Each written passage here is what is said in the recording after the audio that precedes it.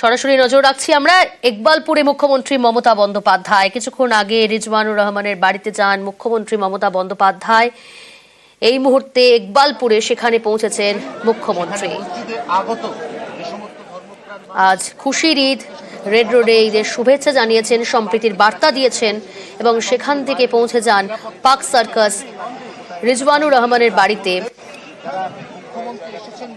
এই মুহূর্তে রয়েছেন ইকবালপুরে।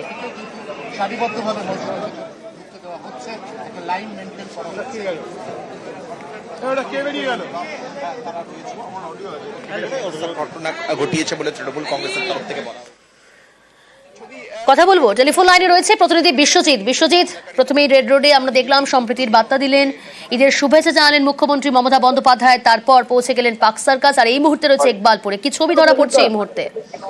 একদমই কলকাতা পুরসভার ৭৮ নম্বর ওয়ার্ডে এই ১৬ আনা মসজিদ, প্রাচীন এই মসজিদে ইতিমধ্যেই মমতা বন্দ্যোপাধ্যায় এবং সঙ্গে অভিষেক বন্দ্যোপাধ্যায় রয়েছেন।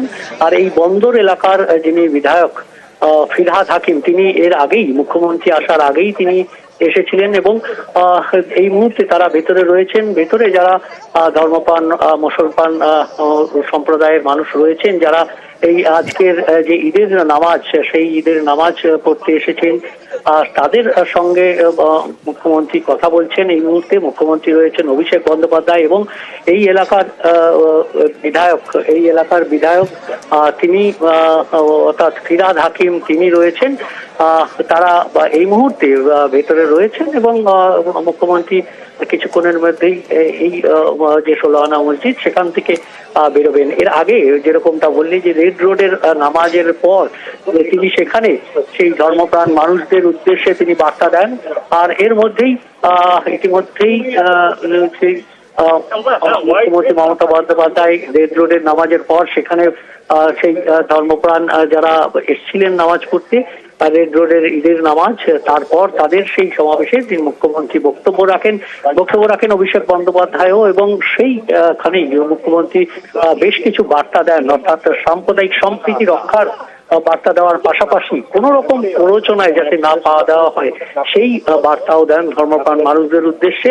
এবং এই যে পরিস্থিতি বর্তমানে দেশ এবং রাজ্যে, সেখানে মুখ্যমন্ত্রী মমতা বন্দ্যোপাধ্যায় সরকার তাদের পাশে রয়েছে, মমতা বন্দ্যোপাধ্যায় নিজে তাদের পাশে রয়েছেন, অভিষেক বন্দ্যোপাধ্যায় তাদের পাশে রয়েছেন, এই বার্তাও মুখ্যমন্ত্রী দেন। এবং তারপর তিনি পার্ক সার্কাস সহ বেশ কিছু মসজিদে তিনি গেছেন প্রতিবার যেরকম যান ঈদের দিন রিজওয়ানুর রহমানের বাড়িতে, সেখান থেকে তারপর তিনি এসেছেন এই মুহূর্তে ইকবালপুরের কলকাতা পুরসভার ৭৮ নম্বর ওয়ার্ড, সেখানে ১৬ আনা মসজিদ, সেই মসজিদেই তিনি বর্তমানে রয়েছেন। বেশ, এই মুহূর্তে ইকবালপুরে ১৬ আনা মসজিদে রয়েছেন মুখ্যমন্ত্রী মমতা বন্দ্যোপাধ্যায়। রেড রোডে ঈদের শুভেচ্ছা জানান, সম্প্রীতির বার্তা দেন, সেখান থেকে পৌঁছে যান পার্ক সার্কাস রিজওয়ানুর রহমানের বাড়িতে। রিজওয়ানু স্মৃতিসৌধতে মাল্যদান করেন, তাদের পরিবারের সদস্যদের সঙ্গে কথা বলেন মুখ্যমন্ত্রী মমতা বন্দ্যোপাধ্যায়, তারপর সেখান থেকে পৌঁছে যান ইকবালপুরে। এই মুহূর্তে ইকবালপুরে ১৬ আনা মসজিদে রয়েছেন মুখ্যমন্ত্রী মমতা বন্দ্যোপাধ্যায়। আজ খুশির ঈদ, রেড রোডে প্রথমে তিনি সম্প্রীতির বার্তা দেন, ঈদের শুভেচ্ছা অভিনন্দন জানান, তারপর সেখান থেকে বেরিয়ে পৌঁছে যান পার্ক সার্কাস।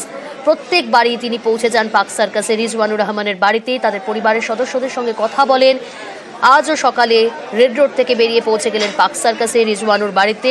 রিজওয়ানুর স্মৃতিসৌধতে মাল্যদান করেন মুখ্যমন্ত্রী মমতা বন্দ্যোপাধ্যায়, সেখান থেকে বেরিয়ে এই মুহূর্তে রয়েছেন ইকবালপুরে ১৬ আনা মসজিদে।